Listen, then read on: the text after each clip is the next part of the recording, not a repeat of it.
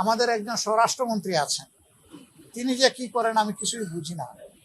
144 ধারা দিয়েছেন হবিগঞ্জ শহরে, আর এনসিপির লোকদেরকে বাধা দিয়েছে মৌলভীবাজার থেকে শুরু করে হবিগঞ্জ পর্যন্ত। এটা কেন? হবিগঞ্জে এনসিপির নেতৃবৃন্দের সাথে একটা দুঃখজনক ঘটনা ঘটেছিল। হবিগঞ্জ সদরে তাদের একটা মিটিং ছিল টাউন হল ময়দানে।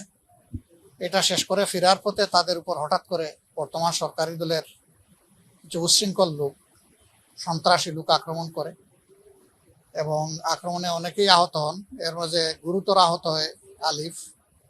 সে খুব গরিব পরিবারের একটা সন্তান, মা মানসিকভাবে অসুস্থ, ভারসাম্যহীন, বাবাও অ্যাক্সিডেন্ট করে ঘরে পড়ে আছে।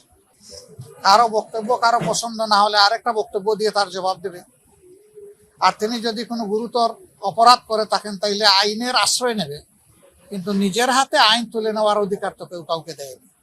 বিশেষ করে সরকার, যাদের দায়িত্ব হচ্ছে দেশে আইন শৃঙ্খলা রক্ষা করা, তারাই যদি আইনের রক্ষক না হয়ে ভক্ষক হয়ে যান, নিজের হাতে আইন তুলে নেন, তাহলে জনগণ কে কার কথা শুনবে? এরকম একটা বিশৃঙ্খল সমাজ চলতে পারে না।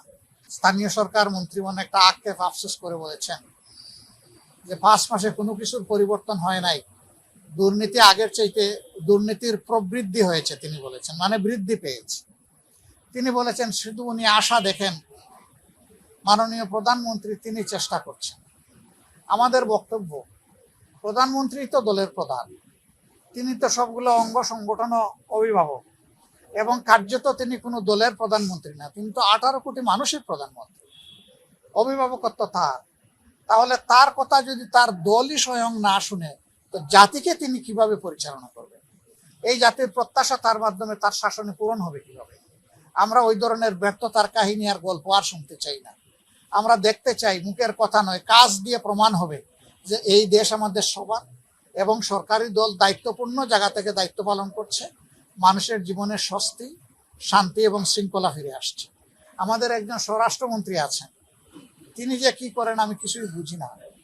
144 ধারা দিয়েছেন হবিগঞ্জ শহরে, আর এনসিপির লোকদেরকে বাধা দিয়েছে মৌলভীবাজার থেকে শুরু করে হবিগঞ্জ পর্যন্ত। এটা কেন? কথা বলার অধিকার সবার আছে, শান্তিপূর্ণ কর্মসূচি পালন করার অধিকার সবার আছে। এই যে ছেলেটা আহত হলো, আমরা তো পুরা ঘটনা ফলো করতেছি।